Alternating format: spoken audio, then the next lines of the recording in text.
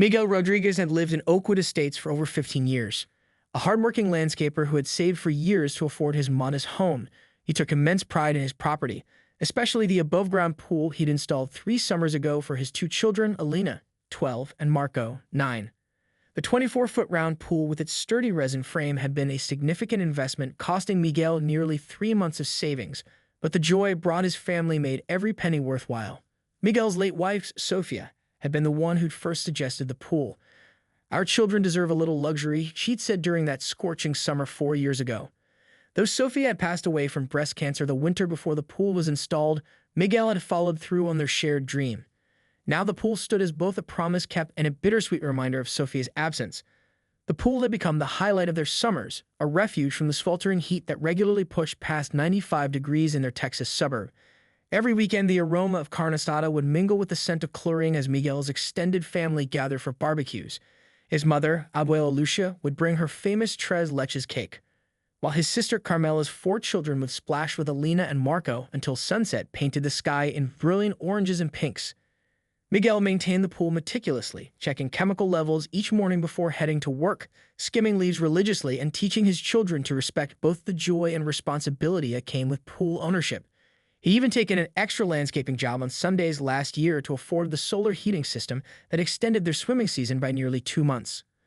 Unfortunately, Miguel's next-door neighbor, Karen Wilkins, who had moved in just 18 months ago from an affluent neighborhood across town following her divorce, had been a constant source of complaints.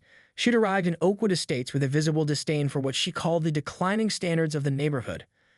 Her immaculately maintained lawn, patrolled by a gardening service every Thursday, stood in stark contrast to her cold demeanor. Karen, a pharmaceutical sales representative who worked primarily from home, had lodged complaints about everything from the excessive noise level of the children playing Marco Polo to the unsightly pool equipment that Miguel carefully stored behind a bamboo screen. She had installed security cameras that conspicuously pointed toward Miguel's yard and had twice called the HOA to measure the decibel levels when Miguel's family hosted their traditional Sunday gatherings. The tension had been building all summer, with Miguel doing his best to maintain peace while preserving his family's right to enjoy their home. As mid-September approached, the subtle changes in Texas weather signaled to Miguel that it was time to consider dismantling the pool for the season. Though daytime temperatures still climbed into the mid-80s, the evenings had begun to cool significantly, and the first cold front was predicted within weeks. Miguel studied his household budget spreadsheet, the one Sofia had taught him to maintain, noting that the pool chemicals and electricity for the pump had already exceeded his monthly allocation. His landscaping business, Rodriguez Lawn and Garden, would soon shift into its busy fall season. The calendar on his phone already showed 27 appointments for leaf removal and winter garden preparation in October alone. The extra hours would be a financial blessing but would leave precious little daylight for pool maintenance. Last year, he struggled to balance work with upkeep, resulting in an alga bloom that cost nearly $200 to remedy, money that could have gone toward Alina's dance lessons or Marco's baseball equipment. On Friday evening, Miguel checked the extended forecast one final time. A significant temperature drop was predicted for the following Wednesday, with overnight lows potentially dipping into the 50s. The decision crystallized. This weekend would be their last pool days until next May. Saturday morning arrived with golden sunshine streaming through the kitchen windows as Miguel prepared a special breakfast of chorizo and egg tacos, Sofia's weekend specialty that he had carefully learned to replicate. As the children devoured their breakfast, Miguel gently broke the news. "Miss Tesseros," he began, using the endearment that always made Elena pretend to roll her eyes despite secretly loving it. "I checked the weather, and I think tomorrow we need to start putting the pool away for winter." As expected, both children immediately protested. Marco's face crumpled slightly, while Elena, always more practical, immediately began negotiating. "But Pappy, what if we just kept it up one more week? My friends Jasmine and Taylor were going to come over next Saturday, and I already told them about it."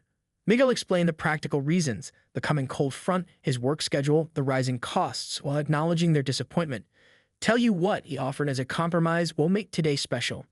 Invite your friends over this afternoon instead. I'll get pizza and ice cream, and you can swim until sunset. We'll have our end-of-summer pool party a little early." The compromise worked its magic. Elena immediately reached for her phone to text her friends, while Marco ran to find his favorite pool toys. Miguel smiled, sending a quick group text to his sister Carmela and cousin Diego, inviting them to join the impromptu celebration. By noon, the backyard had transformed into a vibrant fiesta. Marco and his cousins invented increasingly elaborate diving contests, while Elena and her friends claimed the pool floats drifting lazily in the sunshine. Miguel fired up the grill, preparing hamburgers and hot dogs alongside grilled corn with cotija cheese. The portable speaker played a mix of current hits and nostalgic Selena songs that had been Sophie's favorites. From the corner of his eye, Miguel noticed Karen's blinds adjusting periodically as she watched the gathering. Twice, she emerged onto her patio, pointedly checking her watch and frowning in their direction.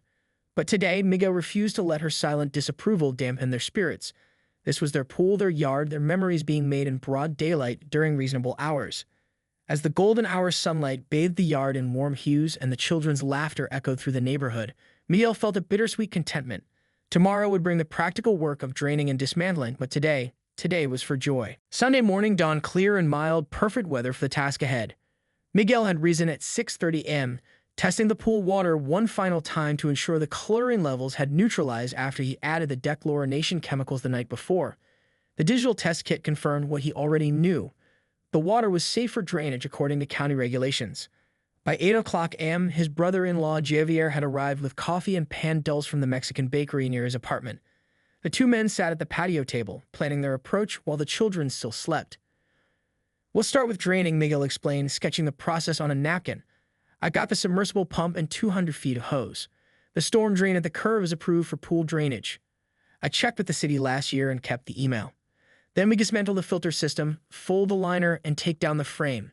If we work steadily, we should finish by dinner." Javier, who worked construction and had helped with the pool's installation, nodded confidently. "No problem, hermano. Between the two of us, we'll have it done." By 9:30 a.m., they had the system in place. The electric pump hummed steadily as it drew water from the pool, sending it through the long green hose that snaked across Miguel's carefully maintained lawn to the storm drain at the street. The process would take several hours, but the consistent flow indicated everything was working properly. Miguel had just finished removing the ladder when he noticed movement from Karen's house. She emerged onto her front porch wearing pristine white capri pants and a pale blue polo shirt, her blonde bob perfectly styled despite the early hour. What caught Miguel's attention, however, was the smartphone clutched in her French manicure hand, already raised and recording. "What exactly do you think you're doing?" Karen called out, her voice carrying across the yard with practiced authority as she marched toward the property line.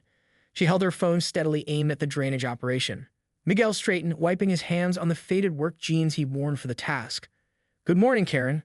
We're closing the pool for the season." He kept his tone deliberately neutral, the same voice he used with difficult landscaping clients.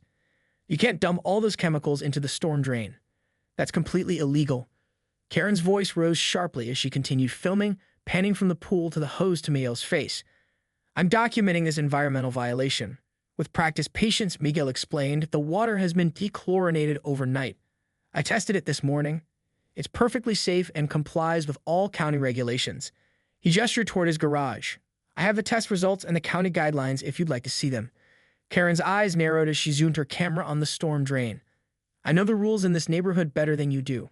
That drain goes to the creek behind Maple Street where children play. You're basically dumping swimming pool chemicals where kids could be exposed." Javier, who had been adjusting the pump, walked over and stood beside Miguel. "The water is clean," he stated simply. "Miguel always follows the rules." Karen's attention shifted briefly to Javier before returning to Miguel with renewed intensity. "That pool has been an eyesore all summer. It should have been taken down months ago according to HOA aesthetic guidelines." Miguel felt his jaw tighten but maintained his composure. "There are no such guidelines about seasonal pools in our HOA covenant. I've reviewed it carefully." "Well, you still need permits to dismantle structures in this neighborhood," Karen countered, her voice taking on a triumphant edge. "You can't just start major projects on a Sunday without proper authorization." The contradiction wasn't lost on Miguel, complaining the pool should have been removed earlier while simultaneously claiming he couldn't remove it now. But he recognized the futile pattern of their interactions. Whatever he did would be wrong in Karen's eyes. "I have all necessary documentation," Miguel replied evenly. "Now, if you'll excuse us, we need to continue working." Karen's face flushed. "I'm calling the authorities. This needs to be stopped immediately." She stepped back, phone still recording. "And don't think about touching that hose until they arrive. I'm watching everything." True to her word, Karen retreated to her porch, phone pressed to her ear as she loudly reported what she described as an ongoing environmental crime to the police dispatcher. Miguel could hear fragments of her conversation: hazardous chemicals, refusing to comply, children's safety threatened, each claim more exaggerated than the last. Miguel took a deep breath, the muscles in his shoulders tightening with tension. In 15 years of homeownership, he had never had the police called on him for anything. His father had taught him from childhood to keep his head down, follow the rules meticulously, and never give authorities any reason to look his way. Now, despite his careful adherence to regulations, he was being treated like a criminal in front of his own home. "Should we stop?" Javier asked quietly, eyeing Karen's animated phone conversation. Miguel considered his options. Stopping the drainage would be an admission of wrongdoing when he knew he was following proper procedures. Continuing might escalate the situation further, but backing down would only embolden Karen's unfounded complaints. "No," Miguel decided firmly.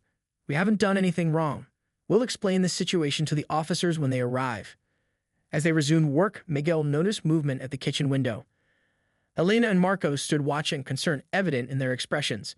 He managed a reassuring smile and a small wave, but his stomach knotted seeing his children witness this scene. They had already lost their mother. The last thing he wanted was for them to feel their home and security were threatened as well. Karen ended her call and began pacing along the property line, her phone held aloft as she narrated her recording. "It's 10:17 a.m. on Sunday, September 19th, and my neighbor continues to dump pool chemicals into the storm drain despite being informed of the illegality. The authorities have been notified and are en route." She then began a series of calls to neighbors, her voice deliberately carrying across the yard. "Diane? It's Karen Wilkins from 2347 Oakwood Drive. You need to come outside right now. The Rodriguez family is polluting our neighborhood drainage system. Yes, I've called the police, but we need witnesses. Bring Howard too. This affects your property values." Miguel caught Javier's eye and shook his head slightly, silently asking his brother-in-law to refrain from engaging. Javier nodded, though his jaw was visibly clenched. "I need to check on the kids," Miguel said quietly. "Can you monitor the pump for a minute?" Inside the kitchen, Elena had her arm around Marco's shoulders. At 13, she had developed a protective instinct toward her younger brother that sometimes made Miguel's heart ache with pride and sadness. "Is Ms. Karen getting us in trouble, Pappy?" Marco asked, his voice small. Miguel crouched to his son's eye level. "No, Mio. We aren't in any trouble. Miss Karen is confused about the pool rules, but I have all the permits and paperwork that show we're doing everything right." Belena's expression was more knowing. "She doesn't like us, does she?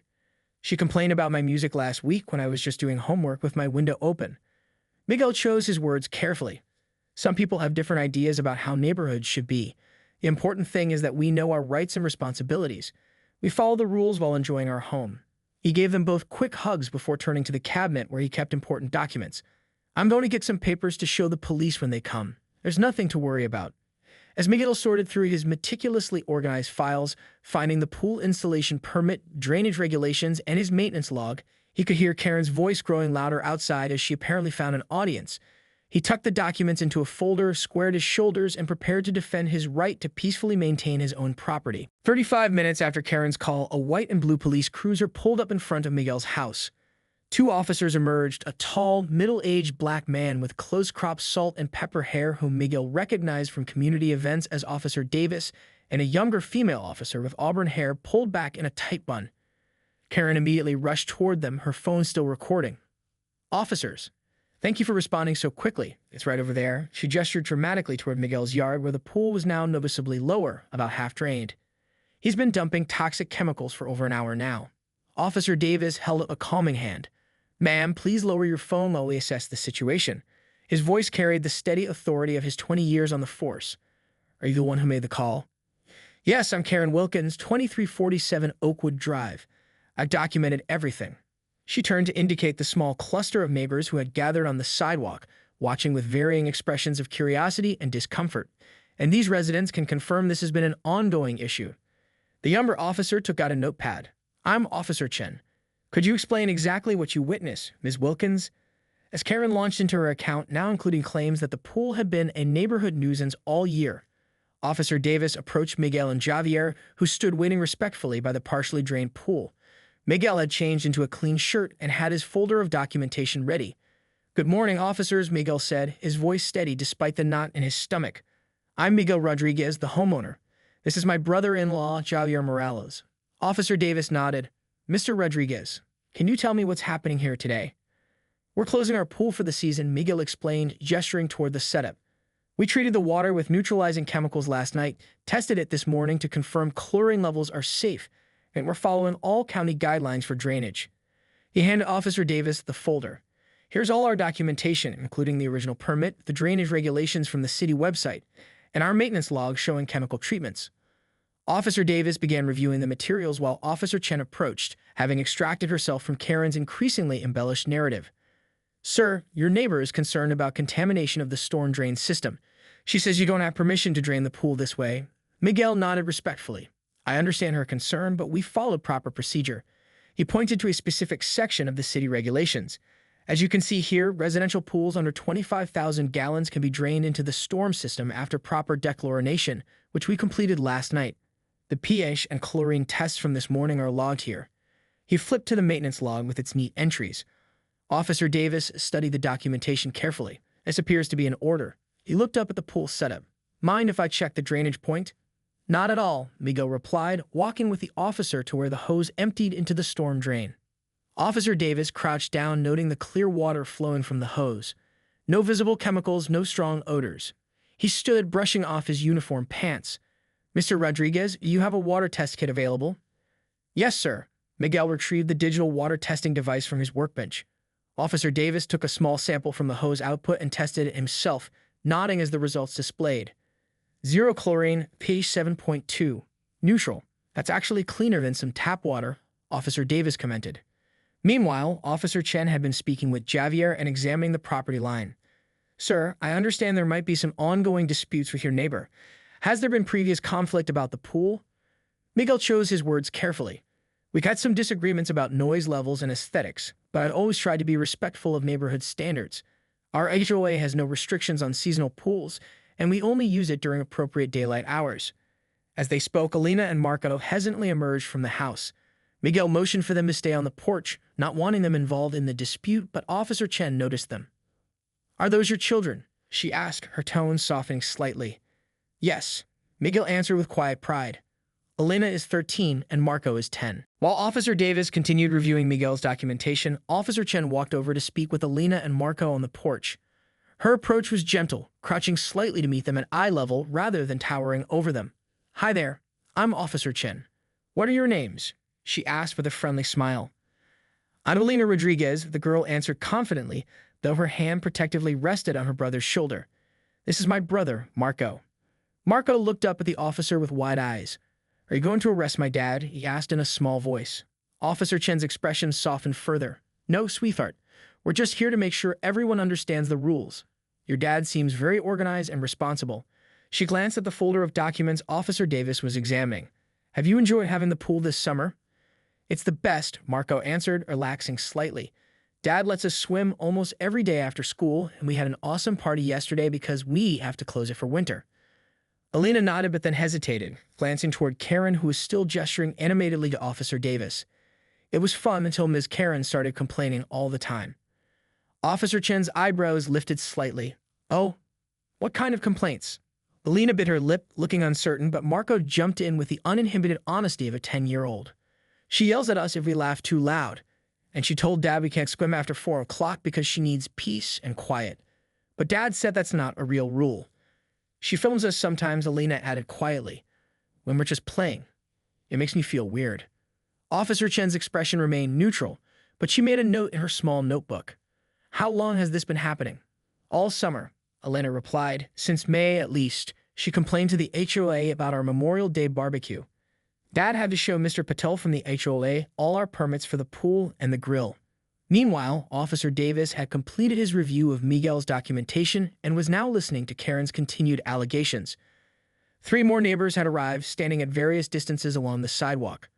Mrs. Wilkins, Officer Davis said when Karen paused for breath, I've reviewed Mr. Rodriguez's documentation and everything appears to be in order. The pool drainage is being conducted according to city regulations. Karen's face flushed. But what about the noise violations? What about the constant disruption to the neighborhood? I submitted multiple complaints about this family. This caught Officer Davis' attention. Multiple complaints? Through what channels, ma'am? I've called the non-emergency police line 6 times this summer alone, Karen stated firmly, lifting her chin. Excessive noise, late-night gatherings, code violations. Officer Davis nodded to Officer Chen, who had rejoined them after speaking with the children. She stepped away to contact dispatch on her radio, requesting information about previous calls from Karen's address. Mrs. Wilkins, Officer Davis continued, are you aware that Mr. Rodriguez has a valid permit for this pool and that the HOA regulations don't restrict seasonal pools or family gatherings during daylight hours? Well, they should, Karen retorted. This is a respectable neighborhood, not some kind of. She stopped abruptly as Mr. Patel, the HOA president, approached from down the street. A slender man in his 60s with steel-gray hair and wire-rimmed glasses. He carried a tablet under one arm. "Good morning, officers," he said politely. "I've received several texts about a disturbance involving one of our homeowners. I'm Vikram Patel, president of the Oakwood Estates Homeowners Association." "Perfect timing, Mr. Patel," Officer Davis replied. "We're trying to resolve a dispute about pool removal and neighborhood regulations." Mr. Patel glanced between Miguel and Karen, his expression revealing nothing. "I see. What seems to be the specific concern today?" Before Karen could speak, Officer Chen returned with information from dispatch. She spoke quietly to Officer Davis, who listened intently, his eyebrows rising. "Mrs. Wilkins," Officer Davis said after Officer Chen finished, "dispatch confirms you've made 6 calls regarding the Rodriguez family since May. None resulted in citations or official warnings. In fact, the notes indicate that on 2 occasions, officers found no excessive noise upon arrival." Mr. Patel cleared his throat. "If I may, officers, the HOA has received 8 formal complaints from Mrs. Wilkins regarding the Rodriguez property this year. Our committee investigated each one and found no violations of our covenant." He tapped on his tablet, bringing up records. "However, Mrs. Wilkins has herself been cited twice by the HOA, once for unauthorized landscape modifications in April and once for installing security cameras that violate our privacy guidelines in June. Both matters remain unresolved."